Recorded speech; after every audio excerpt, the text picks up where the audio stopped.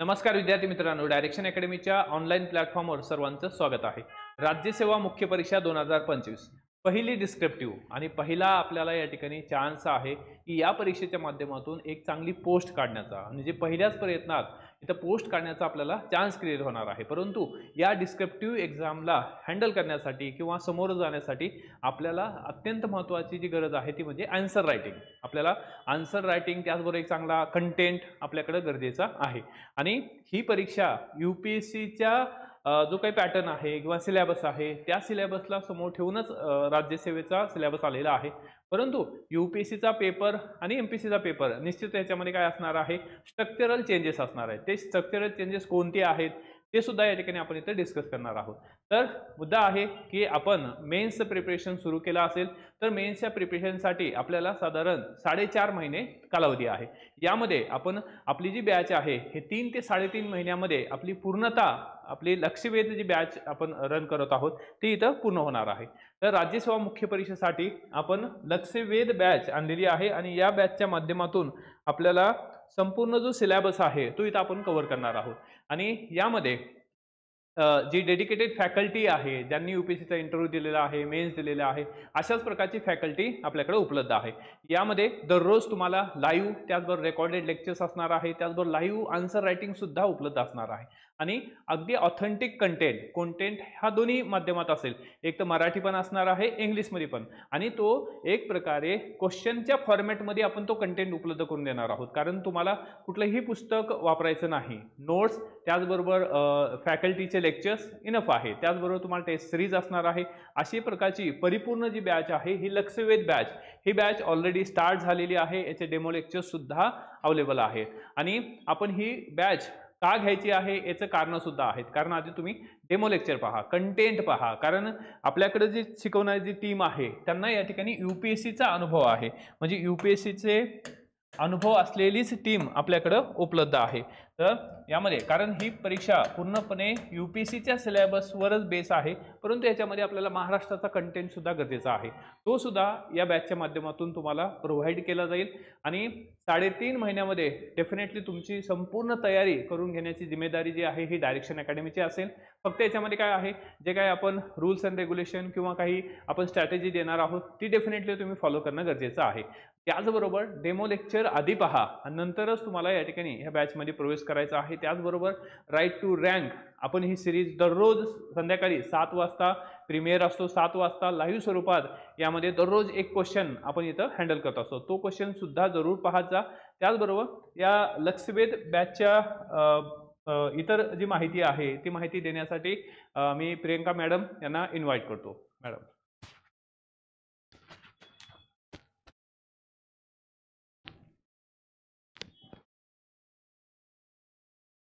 नमस्कार। जसं सरांनी सांगितलं की तुमचं जे रँक आहे ही आमची जबाबदारी आहे, प्रोव्हाइडेड तेवढी मेहनत करण्याची, आमच्यासोबत चालण्याची तुमची काय असली पाहिजे, तयारी असली पाहिजे। आणि जर तुमची तयारी असेल तेवढी मेहनत करून घेण्याची तर तुमच्या यशापासून तुम्हाला कोणीच थांबवू शकत नाही।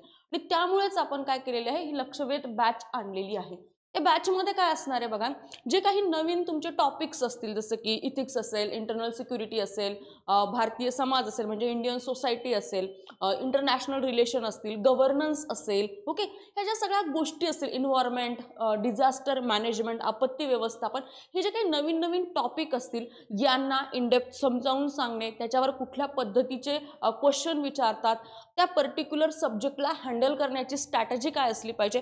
ऑब्वियसली पेपर 1चा जर हिस्ट्रीचा approach is very different than the Indian सोसायटीचा अप्रोच, तर मग हा एकाच पेपरमध्ये हे जे व्हॅरिएशन येतं आपल्याला पेपरमध्ये त्या 3 तासामध्ये या टॉपिकमधून त्या टॉपिकमध्ये शिफ्ट होताना आपल्या आन्सरमध्ये कसे ते कीवर्ड्स बदलले पाहिजे, आपण कसं ते हँडल केलं पाहिजे, ही जी सगळी मेहनत आहे ही आम्ही तुम्हाला तुमची मेहनत आम्ही काय करून घेणार आहे, तुमच्याकडून करून घेणार आहे।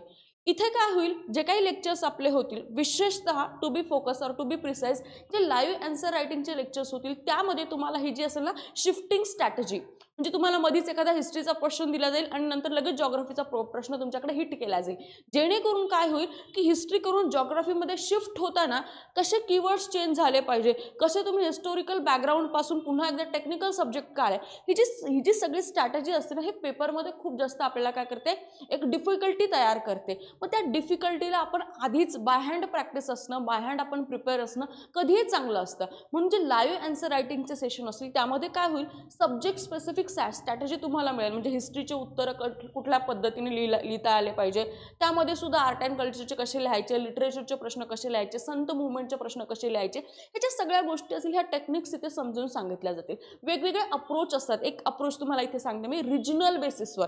फॉर एक्झाम्पल तुम्हाला संत मुवमेंटवर प्रश्न आला, मग संत मुवमेंट महाराष्ट्रात होती का, होती, पण तिची स्टार्टिंग कुठे झाली, साऊथ इंडियामध्ये झाली. ती स्प्रेड कुठे झाली, नॉर्थ इंडियामध्ये झाली. ती स्प्रेड कुठे झाली, तुमचं काय म्हणतात, ईस्ट इंडियामध्ये झाली. आसामपर्यंत ही मुवमेंट काय झाली, पोहोचली. मग हे जे रिजनल व्हॅरिएशन आहेत हे आपल्या उत्तरामध्ये दिसले पाहिजे. त्यासाठी वेगळ्या स्ट्रॅटेजी असतात. रिजनल व्हॅरिएशन तुम्ही पॉईंट फॉर्मॅटमध्ये पण लिहू शकता. ॲट द सेम टाइम तिथे डायग्राम काढला, इंडियाचा मॅप काढला, तर तो कधी पण आपल्याला काय करतो, एक बेटर वेनी तुम्हाला प्रेझेंट करण्याची संधी देतो. ह्या सगळ्या ज्या गोष्टी असतील, ह्या सगळ्या गोष्टी त्या लाईव्ह आन्सर रायटिंग सेशनमध्ये काय होतील, परिपूर्ण होतील. ओके, हे कशामध्ये असणार आहे, हे आपल्या लक्षवेध बॅचमध्येच असणार आहे. कंटेंट तुम्हाला टॉप नॉचच दिला जाईल. तुमच्याकडून उत्तर लेखनाची प्रॅक्टिस करून घेतला जाईल. फक्त प्रॅक्टिस करायची म्हणून प्रॅक्टिस, उत्तर लिहा म्हणलं की तुम्ही लिहिणार आणि चेक करून देणार, that is a traditional way. ते कसं लिहायचं हे तर कोणी सांगितलं पाहिजे ना. मग ते कसं लिहायचं याच प्रॉब्लेमला आम्ही काय करतो, सॉल्व्ह करत आहोत. लिटरली तुम्ही तुमचंच उदाहरण बघा. आता तुम्हाला कोणी उत्तर लिहायचं म्हणाल, तुम्हाला तो पेन उचलायला पण जड जात असेल, कारण कधी बॉडी त्याच्यासाठी प्रिपेअरच नाही झाली ना. तो इनर्शिया बसलाय.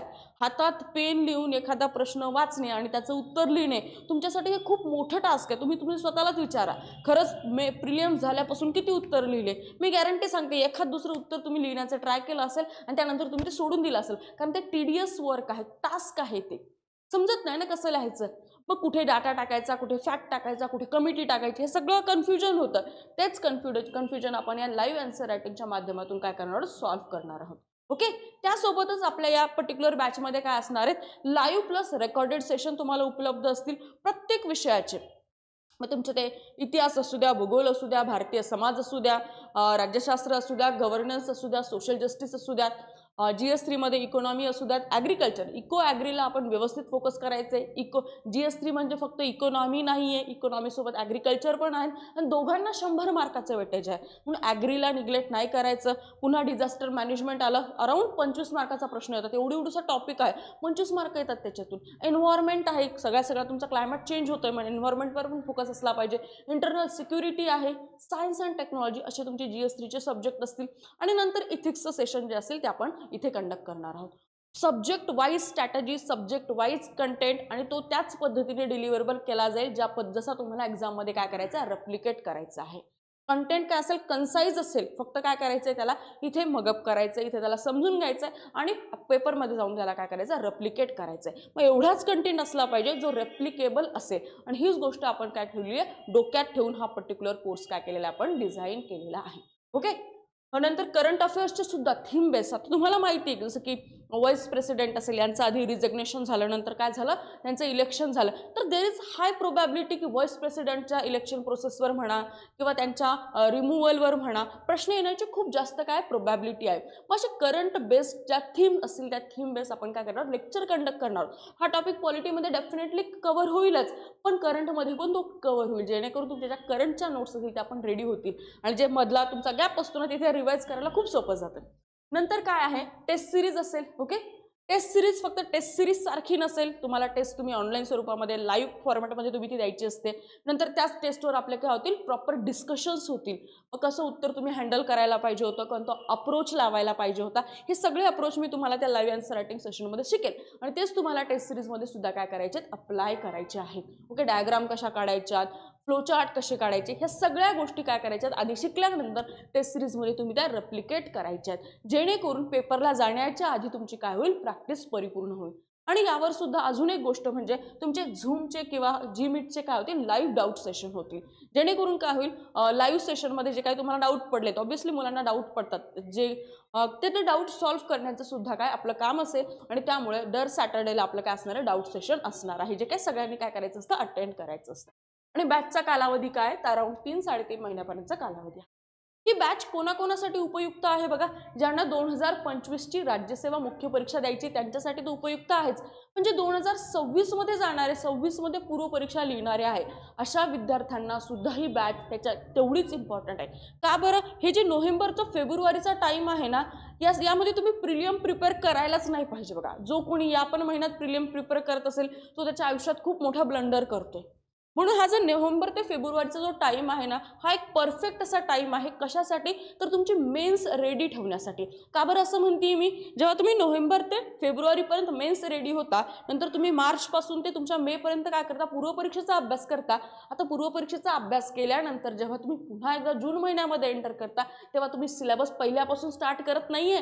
तुमचं सगळं सिलेबस कव्हर झालेला आहे. तुम्ही आता काय करतात, रिवाईज करताय, टेस्ट देतात, आन्सर लिहितात, इव्हॅल्युएट करून घेतात, एनरिचमेंट करतात. मग जो उरलेला 3 महिन्याचा कालावधी आहे, 26 प्रिलियम्स ते 26 मेन्स, हा टाइम हा काय तुमच्यासाठी व्हॅल्यू एनरिचमेंटचा टाइम आहे, प्रॅक्टिसचा टाइम आहे. मग प्रॅक्टिस करण्यासाठी आधी कुठेतरी शिकावं लागेल. मग हे कोणत्या टाइममध्ये शिकायचं तर या पर्टिक्युलर नोव्हेंबर ते फेब्रुवारीच्या टाइममध्ये.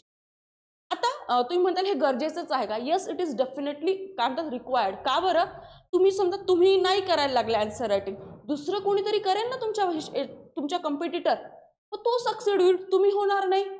मग आपल्याला सुद्धा तर दुसऱ्यापेक्षा जास्त मेहनत करायची. आता दुसरा किती मेहनत करतोय हे कधी कळेल आपल्याला, जेव्हा आपण एका कम्युनिटीमध्ये असू, एका ग्रुपमध्ये असू, आणि तो ग्रुप फॉर्म करणे किंवा ती कम्युनिटी बिल्टअप करणे हे काय आहे, लक्षवेधच्या माध्यमातून आपलं एक एम आहे. ओके, तर अशी ही आपली बॅच चालू झालेली आहे. बॅचचे ॲडमिशन सुद्धा चालू झालेले आहेत. तुम्ही सुद्धा ॲडमिशन तुमचं निश्चित करायचं आहे, पण कधी, डेमो लेक्चर पाहिल्यानंतरच, कंटेंटची क्वालिटी पाहिल्यानंतरच तुम्ही काय करायचं, ॲडमिशन निश्चित करायचं आहे, तोपर्यंत नाही. ओके, तर डेमो लेक्चरची जी काही लिंक आहे ती तुम्हाला याच्यामध्ये दिलेली आहे डिस्क्रिप्शनमध्ये, तुम्ही ते पाहू शकता आणि फर्दर डिटेल्ससाठी तुम्ही या पर्टिक्युलर नंबरवर सुद्धा कॉन्टॅक्ट करू शकता. आता हे झालं बघा जीएसचं. त्याबरोबरच आपले जे काही तुमचं मेन्स आहे त्यामध्ये फक्त जीएस नाही ना, तर जीएस आहे तुमचं काय म्हणतात, पण त्यासोबतच एक 500 मार्काचा मोठा सब्जेक्ट आहे आणि that is a optional subject. आणि प्रत्येक विद्यार्थ्याला ऑप्शनल हा प्रिपेअर करावाच लागतो, कारण प्रिलिम्समध्ये भरावा लागतो ना कुठला ऑप्शनल आहे. तर त्याचसाठी आपण काय केलेली, आपली समाजशास्त्र म्हणजे सोशोलॉजीची बॅच लॉन्च केलेली आहे. ही सोशोलॉजीची बॅच तुमची दोन्ही मीडियममध्ये, म्हणजे मराठी मीडियममधली टीचिंग ही प्रॉपर मराठीमध्ये होणार आहे, सगळं काही मराठीत असेल तिथे, आणि इंग्लिश मिडियमची टीचिंग ही पूर्णतः इंग्लिश, म्हणजे जे बोलण्याचं मीडियम आहे that is also English medium. ही जे इंग्लिशची बॅच पूर्णतः इंग्लिशमध्ये, मराठीची बॅच पूर्णतः मराठीमध्ये, आणि हे असे आपण बॅच लॉन्च केलेली आहे. यामध्ये तुम्हाला अराउंड 300+ मार्क सिक्युअर करण्याची गॅरंटी आम्ही देतो, प्रोव्हाइडेड तुमची ग्राइंडिंग करण्याची आमच्यासोबत ताकद असली पाहिजे. ओके, तर अशी ही बॅच सुद्धा आपली चालू झालेली आहे. यामध्ये सुद्धा तेच असेल, तुमच्या प्रत्येक टॉपिकवर टेस्ट घेतल्या जातील, पुन्हा लाईव्ह आन्सर रायटिंग इथे शिकवल्या जाईल, तुमच्या टेस्ट इव्हॅल्युएट करून दिल्या जातील, 1-to-1 इव्हॅल्युएशन होईल. तर ही सगळी आपली काय आहे बॅच चालू झालेली आहे. यामध्ये सुद्धा ॲडमिशन आहेत. ॲडमिशन घेण्यासाठी तुम्ही काय करायचं आहे, डिस्क्रिप्शनमध्ये जी लिंक दिली त्यावर जाऊन डेमो पाहायचे आहेत, मार्केटमध्ये जाऊन क्वालिटी चेक करायची, आणि देन तुम्ही काय करायचं, ॲडमिशन घ्यायचं आहे. ओके, इथे प्रॉपर इंग्लिशची इंग्लिशमध्ये टीचिंग, प्रॉपर मराठीची मराठीमध्ये टीचिंग, आणि हा काय तो जेव्हा आपण एखादा पेपर लिहितो तर त्या भाषेमध्ये आपलं संभाषण झालं पाहिजे, म्हणून हा सगळा काय खटाखट पाहिजे. तर प्रत्येक ठिकाणी होतं बायलिंग्वल बॅच चालवल्या जाते, म्हणजे प्रॉब्लेम होतात, तर ते होऊ नये, कारण ऑप्शनलला एक स्पेसिफिक वेटेज असतं, त्या सब्जेक्टला त्याची इज्जत द्यावी लागते, त्यासाठी ही आपण पर्टिक्युलर बॅच लॉन्च केलेली आहे. ओके, त्यानंतर तर अशी ही आपली काय आहे लक्षवेध बॅच, सोबतच सोशोलॉजी ऑप्शनल बॅच आपण लॉन्च केलेल्या आहेत, आणि तुमच्या यशाची, तुमच्या काय म्हणतात रँकची जबाबदारी आमची, प्रोव्हाइडेड तुम्ही ती मेहनत करण्याची ताकद दाखवली पाहिजे. तर या बॅचमध्ये प्रवेश निश्चित करण्यासाठी तुम्ही या पर्टिक्युलर नंबरवर काय करू शकता, कॉन्टॅक्ट करू शकता आणि तुमचा प्रवेश निश्चित करू शकता. तर पुन्हा भेटूया नेक्स्ट लेक्चरमध्ये. Till then, thank you